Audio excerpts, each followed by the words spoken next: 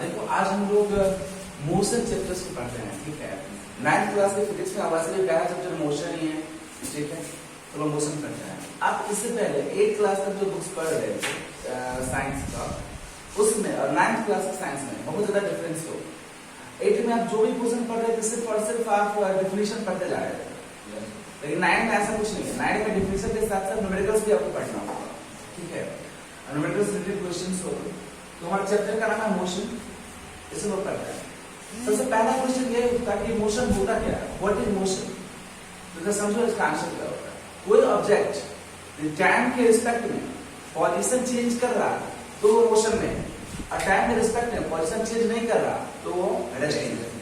Example के रूप में समझो, एक ट्री है जो टाइम के रिस्पेक्ट में वहीं पर खड़ा है, टाइम तो बीतता जा रहा है, टाइम 5 बजे से 6 बज गया, 6 से 7 बजा, 7 से 8 बजा, लेकिन एक पेड़ जैसे खड़ा था वैसे ही खड़ा है। इसका मतलब उस पेड़ क्या है, टाइम के रिस्पेक्ट में अपनी पोजीशन चेंज नहीं कर रहा। क्योंकि पेड़ टाइम के रिस्पेक्ट में पोजीशन चेंज नहीं कर रहा तो वो रेस्ट में।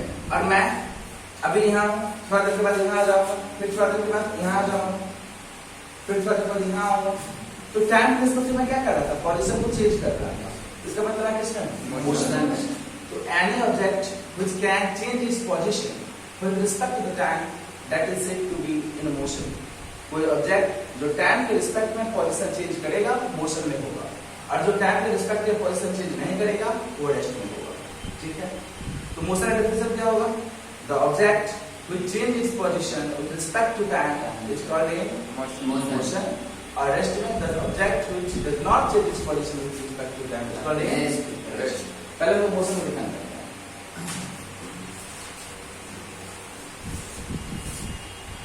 The object which change its position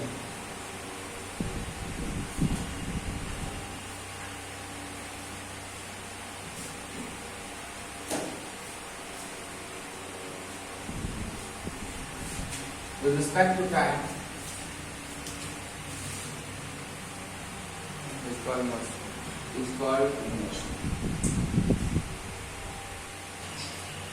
देखो तो हमने मोशन लिखा, एक ऑब्जेक्ट जो टाइम के रिस्पेक्ट में पोजीशन चेंज कर रहा है मोशन में, और एक ऑब्जेक्ट जो टाइम WRT का मतलब होता है विद रिस्पेक्ट टू, जो टाइम के रिस्पेक्ट में पोजीशन चेंज नहीं कर रहा है वो किस में, रेस्ट में। इस डेफिनेशन में और इस डेफिनेशन में एक ही डिफरेंस है, बस इट डज नॉट कम। एक टाइम के रिस्पेक्ट में पोजीशन चेंज कर रहा है तो मोशन में है, और जो पोजीशन चेंज नहीं कर रहा है फिर अंडरस्टैंड करो, कोई भी ऑब्जेक्ट एब्सोल्यूट मोशन या एब्सोल्यूट रेस्ट में नहीं होता। यह पॉसिबल है कि जो ऑब्जेक्ट तुम्हारे कंपैरिजन में रेस्ट में है वो किसी दूसरे के कंपैरिजन में मोशन में होगा। एग्जांपल के लिए एक ट्री जो अर्थ पर है, तुम भी अर्थ पर हो, और तुम्हारे कंपैरिजन में वह ट्री रेस्ट में है, लेकिन उसी ट्री को यदि हम मून पर से जाके देखते हैं तो वह ट्री रेस्ट में नहीं होता, मोशन में होता है। क्यों, क्योंकि मून पर से तो पूरा अर्थ ही हमको मोशन में दिखाई देता है, और अर्थ पर ही ट्री है, तो ट्री भी किसमें है, मोशन में है। तो जो ऑब्जेक्ट हमें टाइम के रिस्पेक्ट में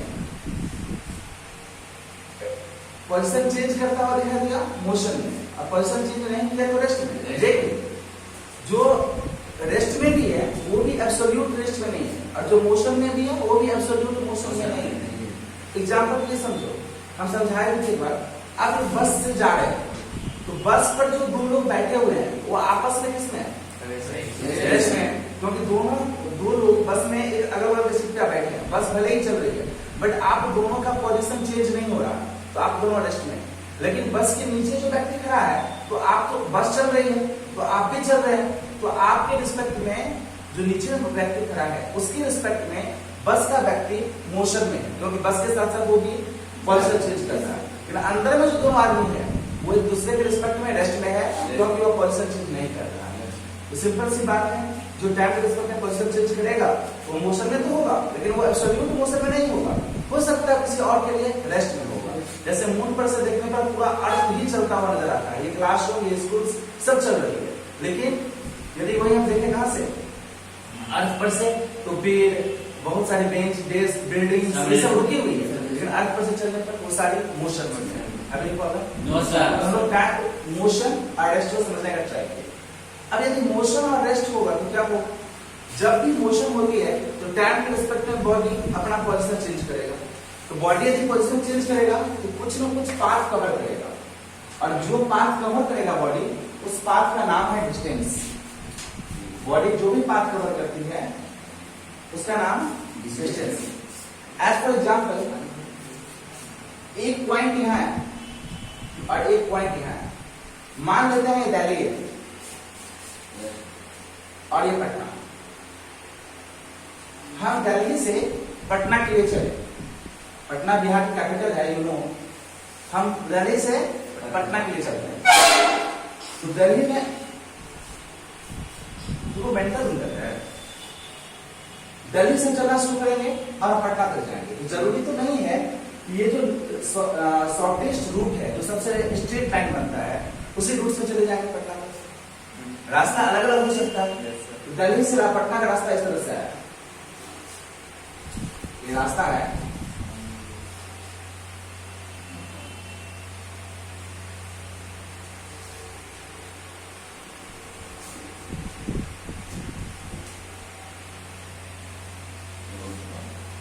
देखो हम दिल्ली से निकले और इस तरह से रूट चेंज कर करके हम पटना पहुंचे। तो हम जो ये टोटल पाथ कवर करते हैं, हम जो ये टोटल पाथ कवर किए, ये एक रास्ता जैसे पाथ करते हैं, पाथ, ये टोटल पाथ हम कवर किए, इसी पाथ का नाम है डिस्टेंस। हमें इससे मतलब नहीं कि पटना से लेकर और दिल्ली तक की डिस्टेंस क्या है, हमें मतलब इस बात से है कि पटना से दिल्ली हम जिस पाथ से जाते हैं उस पाथ की लेंथ क्या है, और उस पाथ की जो लेंथ होगी हम उसी को डिस्टेंस कहते हैं। इसको क्या कहते हैं? डिस्टेंस। तो समझिए, total path covered by a body is called distance.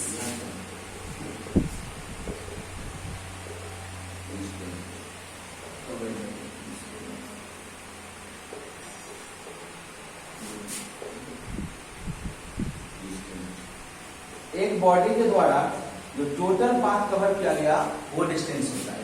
यानी टोटल डिस्टेंस जो कवर करके गए हैं दिल्ली से पटना, वही पाथ की लंबाई, पाथ की जो लेंथ है वो डिस्टेंस है हमारे लिए। ठीक है, तो डिस्टेंस होता है टोटल पाथ कवर। हमें इस बात से मतलब नहीं है कि एक्चुअल दूरी क्या है, हमें मतलब है कि हमने कितना पाथ को कवर किया है, वो डिस्टेंस होता है। यूनिट ऑफ डिस्टेंस, क्योंकि हम लेंथ को मापते हैं, तो हमारा यूनिट ऑफ डिस्टेंस होता है मीटर, जिसे हम एम से डिनोट करते हैं। इसी तरह से डिस्प्लेसमेंट होता है। देखो, डिस्टेंस और डिस्प्लेसमेंट में एक डिफरेंस है। डिस्टेंस कहता है कि total path cover by a body, जो रास्ता हम कवर किए वही डिस्टेंस है। डिस्प्लेसमेंट कहता है कि यदि ये दिल्ली और यदि ये पटना, तो हमें इस बात से मतलब नहीं है कि इसकी रास्ता कैसी है, हमें मतलब इस बात से है कि इस दोनों के बीच की शॉर्टेस्ट डिस्टेंस क्या है, इस दोनों के बीच की सबसे कम दूरी क्या है, इसी का नाम है डिस्प्लेसमेंट। तो हम लिख सकते हैं इसको शॉर्टेस्ट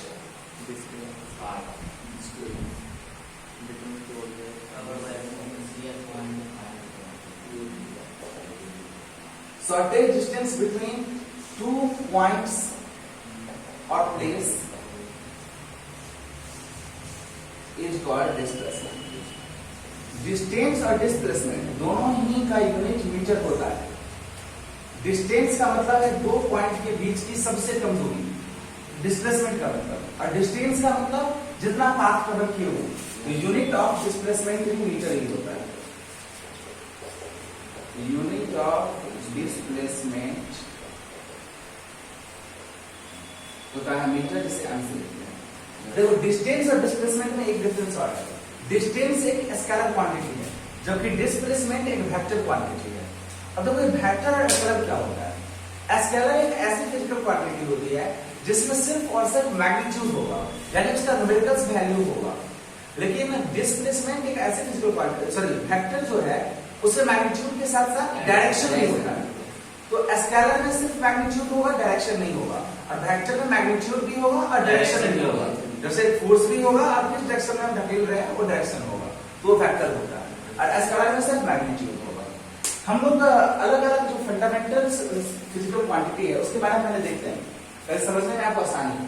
अभी देखो हमने मोशन पढ़ा, इसलिए हमने डिस्टेंस और डिस्प्लेसमेंट को कवर किया, क्योंकि मोशन जैसे ही करेंगे तो पोजीशन चेंज करेंगे, यानी दिल्ली से पटना जाएंगे, और पोजीशन चेंज करेंगे तो पाथ कवर होगा, जिसे डिस्टेंस कहेंगे, और उस दोनों की सबसे कम बीच के सबसे कम दूरी को कहेंगे डिस्प्लेसमेंट।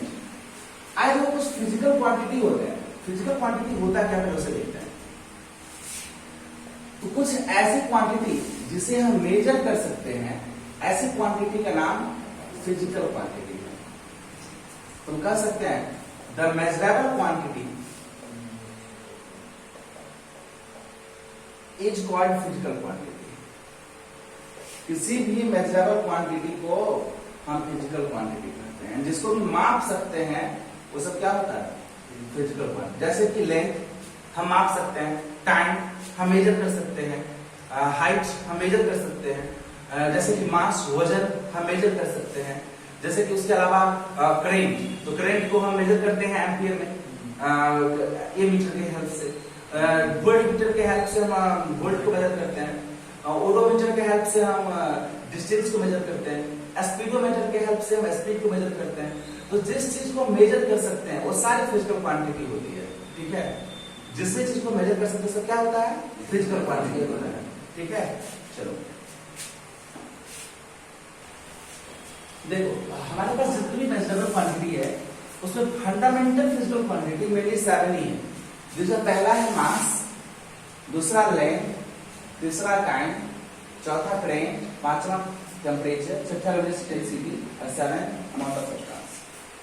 ये फिजिकल क्वांटिटी क्या होता है, मेजरेबल क्वांटिटी। तो जितनी भी फंडामेंटल मेजरेबल क्वांटिटी है वो 7 है, yes. जिसका फंडामेंटल यूनिट और उसका सिंबल लिखे हुए हैं। मास को का यूनिट होता है किलोग्राम, जिसे हम केजी से डिनोट करते हैं। किसी भी लेंथ का होगा मीटर, जिसे हम एम से डिनोट करते हैं। तो समझो लेंथ सिर्फ और सिर्फ लंबाई मापने की नहीं, तुम हाइट भी जो माप रहे हो ना वो भी किसी न किसी चीज की लेंथ माप रहे हो, yes. तो यदि ब्रीथ नाप रहे हो तो भी तुम लेंथ ही माप रहे हो किसी चीज। तो जब भी लेंथ मापोगे उसका यूनिट मीटर होगा। टाइम मेजरमेंट करेंगे उसका एसआई यूनिट हमेशा सेकंड होता है। एसआई यूनिट का मतलब होता है इंटरनेशनल सिस्टम ऑफ यूनिट, एक ऐसे यूनिट जो यूनिवर्सली एक्सेप्टेड हो उसे हम एसआई यूनिट के नाम से जानते हैं। तो इस तरह से 7 फंडामेंटल क्वांटिटी है जिसके हेल्प से हम लोग कोई भी फिजिकल क्वांटिटी का यूनिट फाइंड आउट कर सकते हैं। जैसे अभी हमने लेंथ देखा, डिस्टेंस क्या था, एक लेंथ थी, किसकी लेंथ थी, तो पाथ की लेंथ थी, तो उसका यूनिट मीटर हो गया। हमने डिस्प्लेसमेंट देखा, डिस्प्लेसमेंट क्या है, शॉर्टेस्ट डिस्टेंस का लेंथ है, तो उसका यूनिट भी मीटर हो जाएगा। तो हम इस 7 फंडामेंटल यूनिट के हेल्प से इस दुनिया में जितनी भी फिजिकल क्वांटिटी है सबका यूनिट फाइंड कर सकते हैं, चाहे वर्क हो जाए, एनर्जी हो, ग्रेविटेशन, कुछ भी, जितनी भी फिजिकल क्वांटिटी है सबका यूनिट सिर्फ हम 7 फंडामेंटल यूनिट के हेल्प से फाइंड आउट कर सकते हैं। Have you any problem now? No sir, इसे आपको अच्छे से लर्न कर लोगे, ठीक है। तो हम लोग फंडामेंटल यूनिट के हेल्प से किसी भी फिजिकल क्वांटिटी का यूनिट फाइंड आउट कर सकते हैं। अभी हम लोग देखते हैं कि मोशन के टाइप्स कितने होते हैं। देखो मोशन बहुत सारे टाइप के होते हैं।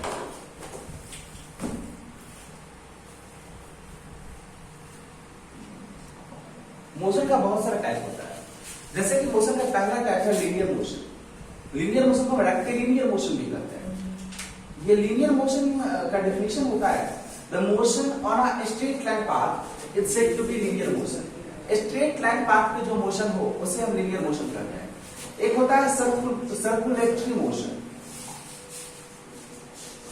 सर्कुलर पाथ पे जो मोशन होता है, एक ऐसा मोशन जो सर्कुलर पाथ पे होता है उसे हम सर्कुलेटरी मोशन कहते हैं, ठीक है। लीनियर मोशन और सर्कुलेटरी मोशन। नेक्स्ट है रोटेटरी मोशन। यदि एक ही रोटेटरी मोशन यदि अपने एक्सिस पे कोई चीज घूमती है तो वो रोटेटरी मोशन होता है। जैसे सन अपने एक्सिस पर ही घूम रही है ना, तो रोटेटरी मोशन है। मान लो ये एक डस्टर है, ये अपने एक्सिस पर ही घूम रहा है, देखो अपना जगह चेंज नहीं कर रहा है, बल्कि अपने एक्सिस पे कंटिन्यू घूम रहा है, तो ये टेबल क्या है, rotatory motion. Clock and clockwise यदि अपने एक्सिस पे घूम रहा है, रोटेटरी मोशन। नेक्स्ट है रिवोल्यूटरी मोशन। जब किसी चीज के चारों ओर चक्कर लगाते हैं तो उसे हम रिवोल्यूटरी मोशन कहते हैं। ये डस्टर चारों ओर चक्कर लगा रहा है, तो ये रिवोल्यूटरी मोशन है, समझ आ रही है? तो रोटेटरी मोशन है अपने एक्सिस पे घूमना, रिवोल्यूटरी मोशन है किसी चीज के चारों ओर चक्कर लगाना, अराउंड में चक्कर लगाना, ठीक है? तो चौथा लिखते हैं रिवोल्यूटरी मोशन।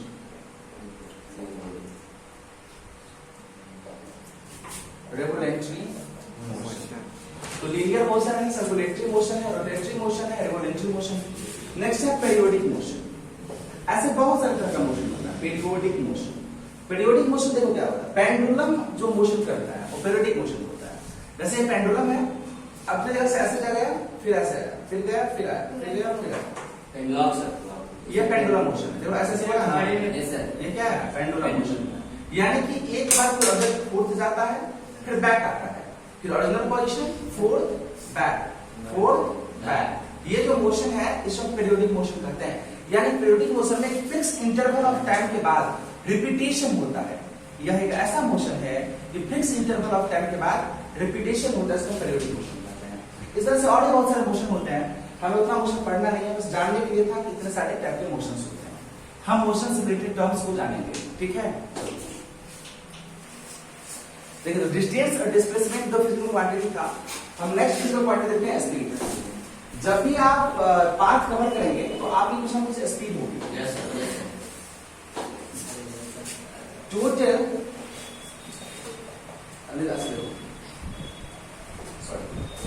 डिस्टेंस